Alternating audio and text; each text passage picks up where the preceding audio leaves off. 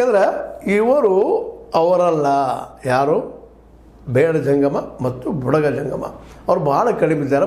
ಕಾಡಿನಲ್ಲಿರುವಂಥ ಜನ, ಅತ್ಯಂತ ಕನಿಷ್ಠ ಬದುಕನ್ನು ಸವಿಸುತ್ತಿರುವಂಥ ಜನ, ಅವ್ರಿಗೆ ಸಿಗಲಿ ಅನ್ನುವಂಥದ್ದು. ಯಾಕಂದ್ರೆ ಒಂದು ಮೀಸಲಾತಿ ಮಾಡಿದ್ದ ಅಂಥ ಜನರಿಗಾಗಿ, ಅಸ್ಪೃಶ್ಯರಿಗಾಗಿ. ಇವರು ಅಸ್ಪೃಶ್ಯರನ್ನ, ನಿಜವಾದ ಅಸ್ಪೃಶ್ಯರು.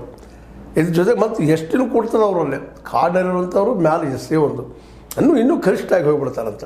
ಅಂದರೆ ಇದರ ಅರ್ಥ ಇಲ್ಲೇ ನಾವು ನೋಡ್ತಾ ಇದ್ವಿ. ಇವತ್ತು ಒಳ ಮೀಸಲಾತಿಯ ಒಂದು ಸಮೀಕ್ಷೆ ನಡೀತಾ ಇದೆ.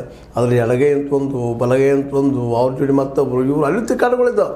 ನಮಗೆ ಮೀಸಲಾತಿ ಕಡಿಮೆ ಆದರೆ ಅವ್ರಿಗೆ ಹೆಚ್ಚು ನೀವು ನೋಡಿದ್ರೆ. ಅದಕ್ಕಾಗಿಯೇ ಇವತ್ತು ನಮ್ಮ ಏನಪ್ಪ ಅಂತಂದ್ರೆ ನಾಗಮೋಹನ್ ದಾಸರ ಮೂಲಕ ಈ ಒಂದು ಸರ್ವೆ ಮಾಡಿಸಿದ್ದಾರೆ. ಈಗ ಅದು ಒಂದು ಹಂತಕ್ಕೆ ಬರ್ತದೆ. ಈ ಸಂದರ್ಭದಲ್ಲಿ ಈ ಜಂಗಮರು ನಾವು SC ಅಂತ ಒಳಗೆ ಸೇರ್ತಾ ಇದ್ದಾರೆ. ಇದು ಅವರಿಗೆ ಅನಿಸ್ತದೆ. ಜಂಗಮರು ಇದರ ಬಗ್ಗೆ ಅವರ ನಿರ್ಧಾರ ಮಾಡಿ ಅವ್ರು ತಿಳಿಸ್ಬೇಕು ಆ ಜನಕ್ಕೆ. ಹೌದು, ಬಡತನದ ಒಪ್ಪುವ ಮಾತನ್ನು, ಆದರೆ ಅವರು ಭಿಕ್ಷೆ ನೀಡೋದು ಜನನೂ ಇಲ್ಲಿದ್ದಾರೆ. ಆ ಭಿಕ್ಷೆಗೆ ಸಮಾಜದಲ್ಲೇ ಔನ್ನತ್ಯದ ಸ್ಥಾನ ಅದ. ಯಾರೊಬ್ಬರು ಸ್ವಾಮೀಜಿಗಳಿಗೆ ಮತ್ತಾರಿಗೆ ಆಗಿರ್ಬೋದು ಭಿಕ್ಷೆ ನೀಡೋ ಮುಂದೆ ತಮ್ಮಲ್ಲಿಯೇ ಬಿಸಿಯಾದಂಥ ಆರಂಭದ ಊಟವನ್ನು ತಂದುಕೊಳ್ತಿರ್ತಾರೆ.